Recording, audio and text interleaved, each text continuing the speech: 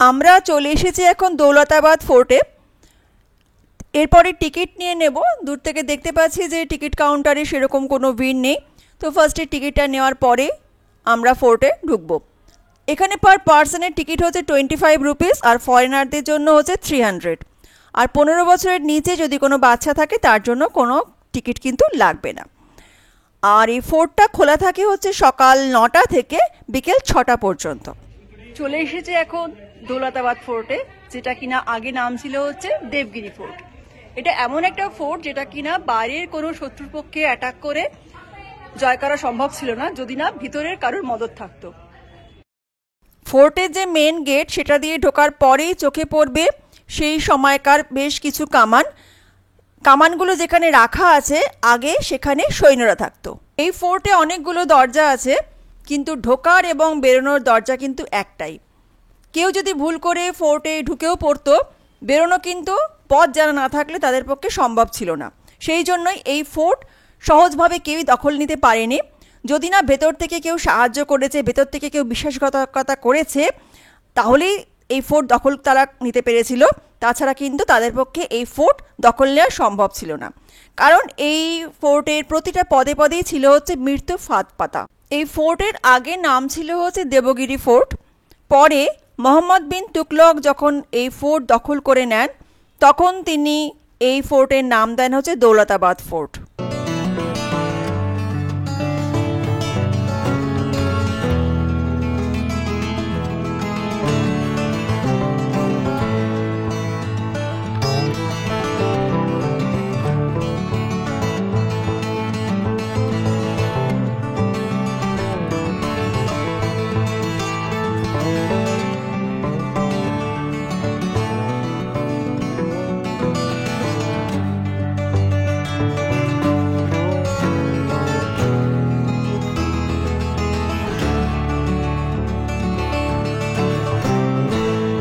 চলে এসেছি এখন ভারত মাতা মন্দিরে।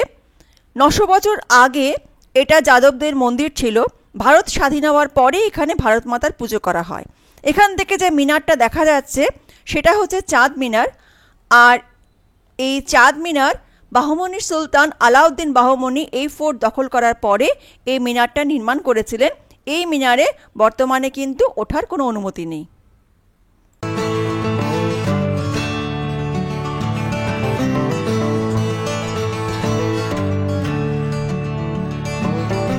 এখন যেখানে এসেছি সেটা হচ্ছে এয়ার ক্যানন গ্যালারি, যেটা কিনা ভারত মাতা টেম্পলের পিছনেই রয়েছে। আর এখানে প্রায় 53 ডিফারেন্ট টাইপসের ক্যানন রয়েছে, যেগুলো কিনা তাদের শেপ, সাইজ এবং ডিজাইনের দিক দিয়ে ডিফারেন্ট।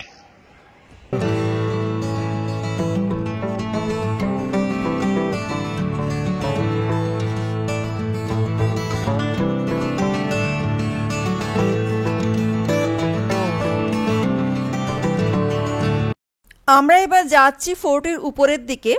এই ফোর্টের পথ কিন্তু সোজা ছিল না, পথগুলো ছিল হচ্ছে ঘোরানো, যাতে শত্রুপক্ষ ঢুকলে এই ফোর্টের মধ্যে যদি শত্রুপক্ষ আক্রমণ করে তাহলে তাদের গতি স্লো হয়ে যেত, আর তখন যে ফোর্টের সৈন্যরা তাদের সহজেই আক্রমণ করে যুদ্ধে পরাজিত করতে পারত।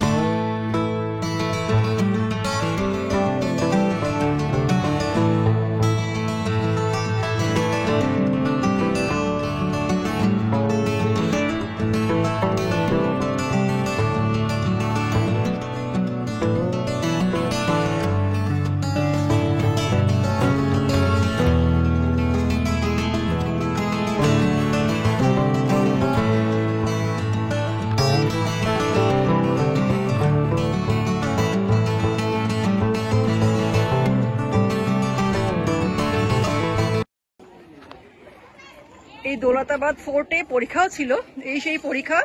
আর এর মধ্যে শত্রু আক্রমণের সময় কুমিরও ছেড়ে দেওয়া হতো। আর এখানে যে ব্রিজটা দেখছো, এই ব্রিজটা হচ্ছে যখন শত্রু অ্যাটাক করতো, এই ব্রিজটা হচ্ছে তুলে দেওয়া হতো। এই ব্রিজটা আগে কিন্তু এরকম ছিল না, আগে ছিল হচ্ছে চামড়ার তৈরি। আর এর মধ্যে এই যে পরীক্ষা, তার মধ্যে কুমির, তারপর বিষাক্ত সাপ কিন্তু ছেড়ে দেওয়া হতো। এরপরে আমরা চলে এলাম সেই ভুলভুলাইয়াতে, যেখানে কিনা শত্রুপক্ষ আক্রমণ করলে চারিদিকে এখানে মৃত্যু ফাঁদ পাতা থাকতো। এবং কিভাবে শত্রুদের এখানে আক্রমণ করা হতো, কিভাবে শত্রুদের জন্য মৃত্যু ফাঁদ এখানে পাতা থাকতো, সেটাই এরপরে আমি তোমাদের দেখাচ্ছি। এখানকার যে গার্ড ছিলেন তিনি আমাদের অনেকটা হেল্প করেছিলেন সব কিছু বোঝার জন্য, না হলে এত অন্ধকারের মধ্যে সব কিছু দেখা বা সব কিছু বোঝা আমাদের পক্ষে পসিবল ছিল না। यहाँ से पहले पूरा अंधेरा था।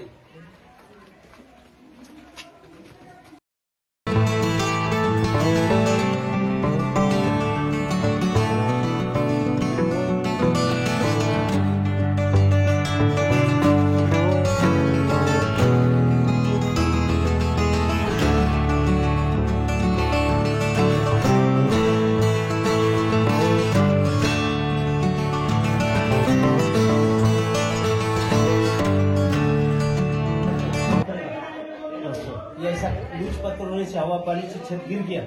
रोशनी अभी गवर्नमेंट ने नया रास्ता बना दिया, 1952 में, पहले नहीं था। पहले इसी रास्ते से जाना पड़ता था, इसी रास्ते से आना पड़ता था। यहाँ पूरा डार्क, इस डार्क में यहाँ पर एक लकड़ी का डोर था।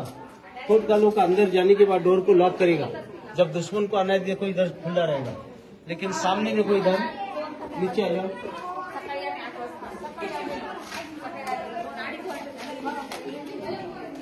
यहाँ से दुश्मन को एक एक आदमी आना होगा और वो सीधा नहीं आएगा, झुक कर आएगा, अपना गर्दन अंदर देगा।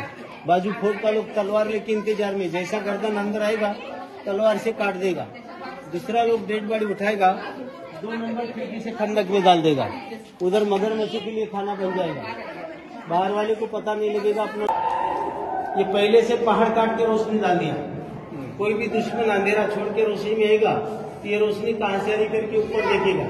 सूरज का रोशनी उसकी आंखें पे आएगा, आंखें पे अंधेरा जाएगा, दिखेगा नहीं। थोड़ी देर के बाद यहाँ पर उनको 2 रास्ता दिखेगा, इधर एक इधर एक, रास्ते दोनों एक ही। इसकी कटिंग अलग बना दिया, दुश्मन को कंफ्यूज कर दिया। वो सोचेगा इधर जाना है, इधर जाना है। जब तक ऊपर से किले का लोग गरम तेल गरम पानी उनके बदन पे डाल दिया।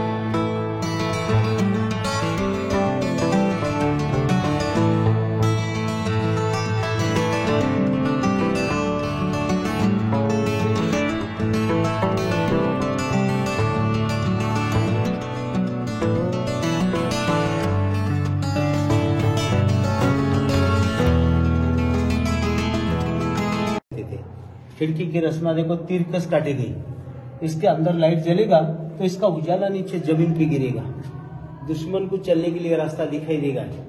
दुश्मन उजाले को देखकर चल रहा है, लेकिन अपने सर पे क्या दिखेगा नहीं।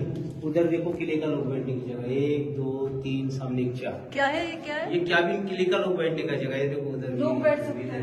अच्छा, यानी अंधेरे वाला इंसान उजाले वाले को मार सकता, उजाले वाला ऊपर उनको देख नहीं सकता, मार नहीं सकता। आइए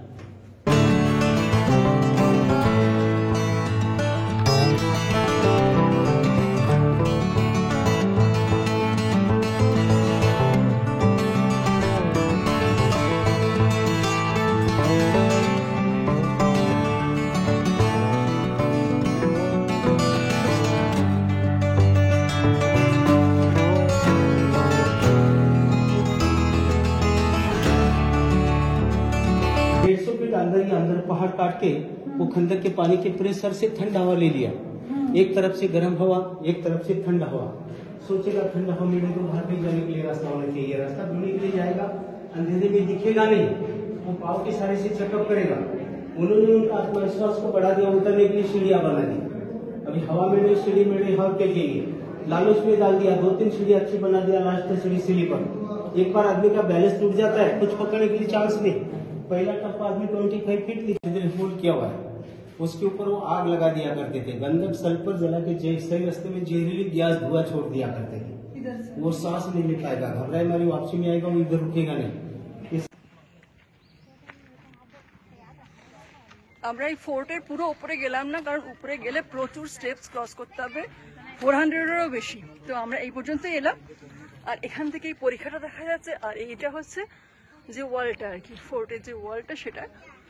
আর এখান থেকে যে ভিউটা, মানে প্রচুর যদি পায়ে জোর থাকে তাহলে আমার মনে হচ্ছে উপরে যাওয়া পসিবল, কারণ এইটুকু এসে প্রচুর হাঁপিয়ে গেছি। আমরা যেটুকু এলাম সেখানে গাইড বললো যে আরও 400-এরও বেশি স্টেপস গেলে তাহলে একদম টপে যাওয়া যায়।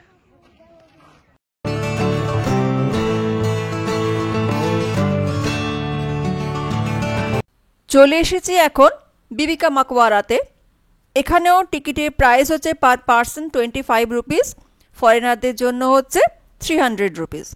খোলা থাকে সকাল 8টা থেকে রাত 8টা পর্যন্ত। এই বিবিকা মাকওয়ারা বানিয়েছিল হচ্ছে অরঙ্গজেবের পুত্র আজম শাহ তার মায়ের স্মৃতির উদ্দেশ্যে 1660 সালে। দেখতে অনেকটা তাজমহলের মতোই বলে একে ডেকান অফ তাজও বলা হয়, কিন্তু এটার তৈরির জন্য বাজেট খুবই কম ছিল। তাজমহলের মতো রাজকীয় নয় এটা, তাজমহলের থেকে আকারে অনেক ছোট। আর তাজমহলের যে পাথরের কাজ সেটাও কিন্তু এখানে দেখা যায় না। এবারে চলো নিয়ে যাই তোমাদের হচ্ছে এই বিবিকা মাকওয়ারার ভিতরে।